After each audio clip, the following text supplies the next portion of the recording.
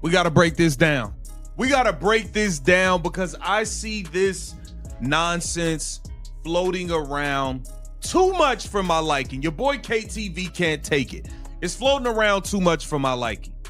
We have WNBA players continuing this lie, continuing to pretend that they care, that they truly care about how little of money Caitlin Clark is making on her rookie WNBA contract. I mean, Caitlin Clark is bringing in over hundreds of millions of dollars and she's only making 80 grand. We care. So, WNBA players, they're basically lying straight to your face about being super worried about Caitlin Clark's rookie salary. And honestly, it's a real slap in the face to her fans. This isn't just some misunderstanding, right? It's a total deception. They're trying to save their own reputations while also low-key trying to undercut the very player who's bringing in all this new growth to the league. The hypocrisy is just wild. It's like a performance for the cameras, not a real desire for change, especially when you look at what they actually did. They say they care about her making only 80 grand, but guess what? They're the ones who designed this pay structure in the first place. This isn't about sisterhood, it's a strategic move to rewrite history, and her fans, they totally see right through it. Little of money Caitlin Clark is making on her rookie WNBA contract. I mean, Caitlin Clark is bringing in over hundreds of millions of dollars and she's only making 80 grand. We care so much.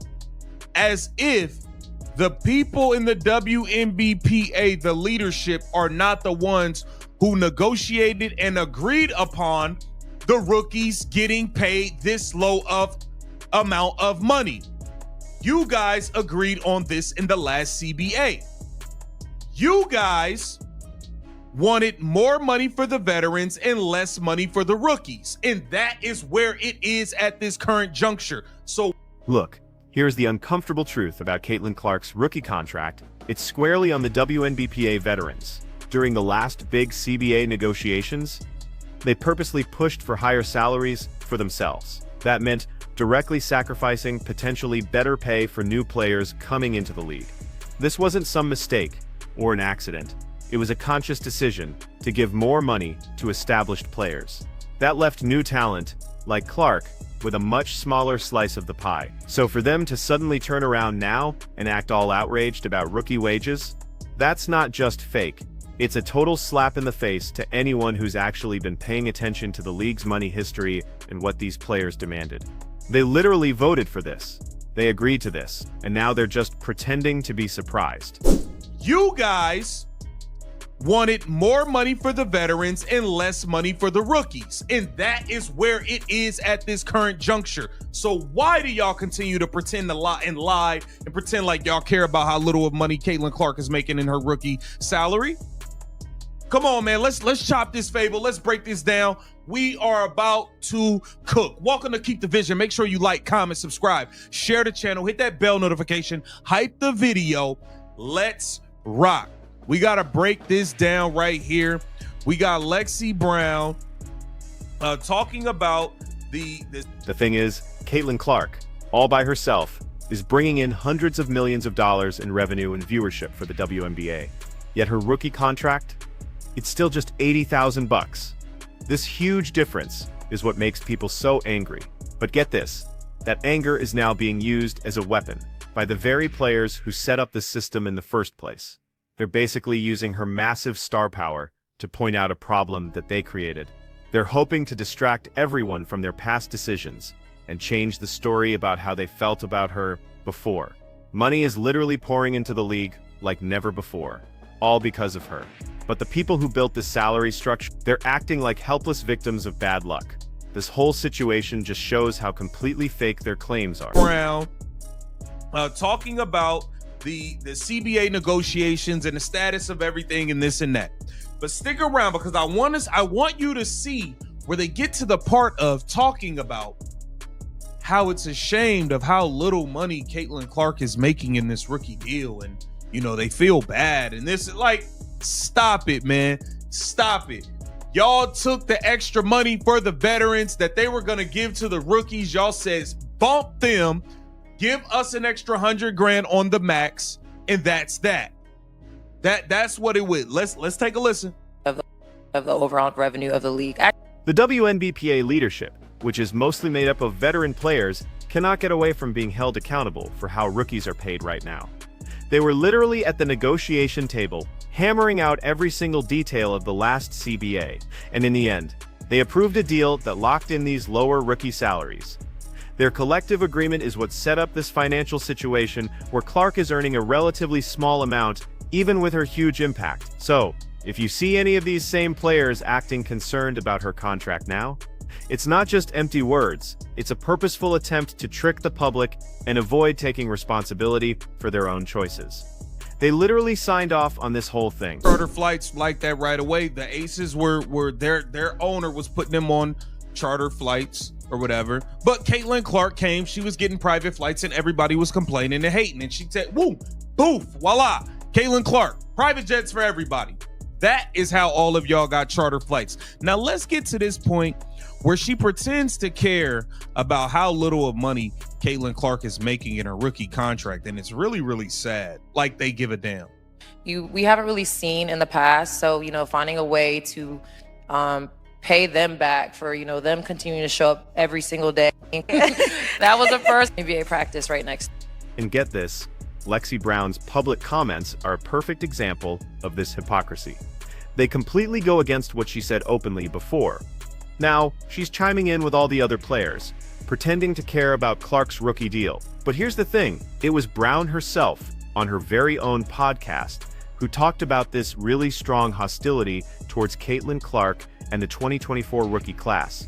That's not just a rumor, it came directly from her. So, how can you honestly say you're sad about a player's salary when you've already admitted there was a negative, unwelcoming vibe, all set up by your own teammates? This sudden change of tune, it's not just shocking, it's completely unbelievable. It shows a clear pattern of rewriting history for everyone watching. Yes, you said that there was a level of hostility toward Caitlin Clark in the 2024 rookie draft class, specifically Caitlin Clark. You said that out of your own mouth, Lexi Brown. What is this girl talking about? What is she talking about? What was she listening when you said that on the show that she was on? Come on now, we're not making this up. The girl was the most flagrantly foul player in the league by a landslide. Y'all called all of her fans racist, all types of stuff. What are you talking about? Y'all was mad, jealous, and hating. Y'all was hating on her when she was in Iowa because she was getting all types. Now, WNBA players are pushing for a whole new CBA. They're demanding salaries that grow along with the league's growth. And on the surface, that sounds fair enough. But here's the problem. That demand completely loses all its credibility when you compare it to their fake concern for rookie pay. How can they seriously argue for a bigger piece of the pie for themselves, while at the same time either defending, or at the very least, not immediately changing the tiny amounts given to the league's newest and most impactful talent? Their current position on rookie contracts just shows a huge gap between what they say they want for the league's growth and their actual willingness to make sure everyone at all levels gets a fair share. It really exposes a totally self-serving agenda. They got all this money in college and they got all of this. Yes, they did. Oh well. You said it on your own show. You said it. Why are you pretending to care about why are y'all pretending to care about how little money they making on a rookie contract when you guys, Nneka Ogwumike, negotiated the rookie contract? The rookies were going to make more. The veterans wanted more of the money. So the veterans took more and gave the rookies a lot less than they were gonna get. Come on. We walked so they could run, and now they're running so this next group can sprint and fly and do whatever they want. So it's Listen, players are super passionate when they talk about all the blood, sweat, and tears they poured into this league. They want a bigger piece of the pie, and that's a story a lot of people connect with. But the thing is, this emotional plea conveniently avoids the big elephant in the room. The pie's explosive growth right now, that's mostly, overwhelmingly, thanks to one person, Caitlin Clark. They'll argue that owners have lost $30 million, all while completely ignoring the sudden, massive flood of revenue and attention that Clark has generated, literally changing the financial game overnight. Their constant talk about collective sacrifice really downplays the singular, monumental thing that's actually driving all this new prosperity. It shows they're just deeply resistant to admitting who the real cause is here. So with Caitlyn, they are not. Stop lumping Caitlyn in with these people. Nobody was coming in to watch Paige. She had the third lowest attendance in the league. Angel Reese, them Chicago Sky games was empty. They only played in NBA arenas when Caitlyn Clark was going to be in town. Stop trying to lump. Bruh, I love Juju. Them games at USC be empty as hell. You could spot a nickel on the floor. Stop it. Don't start talking about how little of money they make, because now you're saying, oh, well, it's literally like everybody eats. We was telling y'all that in the beginning when y'all couldn't stop hating. We said... Remember all those widespread complaints about WNBA travel? Specifically, how they didn't have charter flights? Well, that issue was suddenly fixed, right? It wasn't through long CBA negotiations, but directly after Caitlyn Clark showed up. When Clark started getting private flights, it caused this wave of envy and public outcry from other players. And boom, suddenly, the league figured out a way to give everyone charter flights. This was a direct, almost immediate outcome of her being there and all the drama that followed. It just shows how her impact goes way beyond just ticket sales and viewership. The league was really forced into it because of how it looked to have one star getting special treatment. It proves that Caitlyn Clark's effect is absolutely real. The WNBA suddenly being able to give all its players charter flights is a clear reminder of Caitlyn Clark's transformative power, even if players don't want to admit it. Before her, the Aces owner provided some, sure, but it wasn't a league-wide thing. Her private travel and all the complaints that sparked, that was the direct trigger, making better travel a sudden reality for every single team. To say this was just renegotiated in the CBA, without even mentioning her as the catalyst, is just trying to hide the truth. Her presence is what made those charter flight demands completely impossible to ignore, changing the game for all players overnight. What's crazy is Lexi Brown's co-host tried to paint this super sweet picture of sisterhood, totally dismissing any talk of hostility towards new players as a false narrative. But that carefully built image just fell apart the second you remember Brown's own words. She admitted on her own show that there was a level of hostility specifically aimed at Caitlyn Clark and the 2024 rookie class. That huge contradiction coming from their own podcast just shows how desperately they're trying to control the story. They're painting this picture of unity that totally clashes with what actually happened and what people involved have said before. It's a complete denial of reality made for the public, but it's super easy to tear down when you just look at their own past confessions. So, these claims about a false narrative regarding jealousy and hostility towards Caitlyn Clark, they're totally absurd, especially when you actually look at everything that happened over the past year. Clark was flagged for flagrant fouls more than anyone else in the league by a lot. Her fans were called racist for no reason. And there was this really strong resentment building up long before she even got into the WNBA, going all the way back to her Iowa days. For them to now pretend this animosity never existed and that critics just made it all up, that's pure gaslighting. It just insults the intelligence of anyone who actually watched the games or followed the conversations. The disdain was clear as day, completely undeniable, and you saw it displayed on the court all the time. What's more, this sudden embrace of the everybody eats philosophy by WNBA veterans, especially about Caitlyn Clark's impact, that's a truly remarkable turnaround. For months, the league's established stars actively pushed back against the idea that Clark was this rising tide that lifts all boats. They often showed animosity and played down her influence. But now, with undeniable proof of her massive effect on viewership, sponsorships, and league revenue, they've conveniently adopted that exact mantra. This complete flip-flop isn't a real change of heart. It's a strategic giving in to undeniable economic realities. And honestly, it makes their previous hating look even more obviously self-serving and just plain wrong in hindsight. On top of that, there's a really dishonest attempt to dilute Caitlyn Clark's unique impact. It involves lumping her in with other college stars like Paige Bueckers, Angel Reese, and Juju Watkins, claiming fans are coming to watch all of them. But the attendance numbers, they tell a completely different story. Paige Bueckers' UConn games, outside of when they played Clark, often had some of the lowest attendance in the league. Angel Reese's Chicago Sky games were frequently empty, unless Clark was actually in town. They only moved to NBA arenas when Clark was visiting. This whole manufactured story just ignores real, verifiable data. It's trying to spread Clark's undeniable drawing power across a broader group of players who just don't have that same impact. And the claim that fans are equally flocking to see Juju Watkins, you can easily disprove that with the sparse crowds at USC games, which are often empty as heck. This exaggeration is part of a bigger strategy to lessen Caitlin Clark's unique ability to draw massive audiences, a skill totally unparalleled in women's basketball history. They're trying to make her influence seem equal to other talented players who simply don't generate comparable attendance or media attention. The league and its veterans are trying to downplay the real source of their recent success. It's a super transparent effort to avoid giving credit where it's overwhelmingly due, and frankly, it's not fooling anyone. The Caitlin Clark effect isn't just about bringing in new fans. It's also about creating real, tangible opportunities for other players in the league. And that's a fact you just can't deny now. Look at Erica McDonald. She started the season sitting on her couch, and now she's got a $250,000 contract on a rival team. Her career comeback is a direct result of all that massive new visibility Clark brought to the league. This isn't just a theory, it's a real-world financial benefit directly connected to Clark's arrival. It's creating opportunities that simply didn't exist for many players before this season. It just shows how one player's star power can genuinely lift up an entire ecosystem, no matter what veteran players are saying. And the tangible benefits of the Caitlin Clark effect go way beyond just league-wide charter flights or individual player contracts. Take Kelsey Plum, for instance.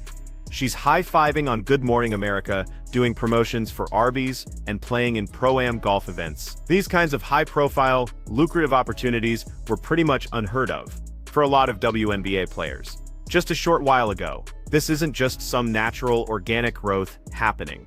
This is the direct result of Clark's unprecedented media attention. It's forcing big corporate brands and mainstream news outlets to finally pay attention to the WNBA. To deny this direct link, that's just choosing to ignore the overwhelming evidence of her individual impact on the entire league's marketability. All these ongoing attempts by WNBA players to act concerned about rookie salaries, while at the same time trying to downplay Caitlin Clark's impact and deny any past hostility, that's a huge disservice to the intelligence of anyone watching. They were clearly not happy when Clark first appeared. They pushed back against that whole rising tide idea, and now they're just clumsily trying to rewrite history. This really obvious manipulation is only going to alienate the very fans that Clark brought to the league. It just further proves their disrespect for both her and her dedicated followers. The truth is impossible to deny, and their efforts to hide it just highlight how deep their self-serving agenda really goes. So once again, the fundamental hypocrisy is still right there. WNBA veterans are the ones who actually negotiated this current rookie pay scale. They made sure new talent got lower pay so that they could get higher wages for themselves. For them to now suddenly act sad or outraged about these very contracts, that's just a calculated act. Pure theater designed to shift blame and try to look sympathetic. They are not victims of the system. They built it. This super important detail, which they often leave out of their public statements, totally destroys their argument. It just exposes a self-serving agenda that puts their own financial gain way above any real fairness for incoming players, especially for the one player who's bringing in unmatched revenue. This whole ongoing saga isn't just about salaries, you know? It's really a persistent pattern of disrespect towards Caitlin Clark and the millions of new fans she's brought to the WNBA. From that initial on-court hostility and those dismissive comments, all the way to this current fake concern about her contract. The message is crystal clear: the establishment resents her unbelievable success and the attention she commands. They constantly try to downplay what she's doing, while also trying to steal her story. That's just pushing away the very audience that's so important for the league to keep growing. This repeated disrespect is a fundamental betrayal of the league's true potential. It's choosing bitterness instead of real teamwork. The WNBA is at a really critical point right now. They're facing a choice. Either acknowledge the undeniable force that is Caitlin Clark, or just keep up this self-defeating charade. For real progress to happen, it needs honest self-reflection. It needs them to recognize the actual catalyst for all this change and be willing to get rid of those self-serving stories they've been telling. The future of the league truly depends on embracing this newfound popularity, not by pretending veterans are victims or that hostility never existed, but by actually building real unity and fair structures. Until that happens, all this fake posturing and trying to rewrite history is just going to keep pushing a wedge between the players, the league, and the very fans who are so crucial to its incredible success.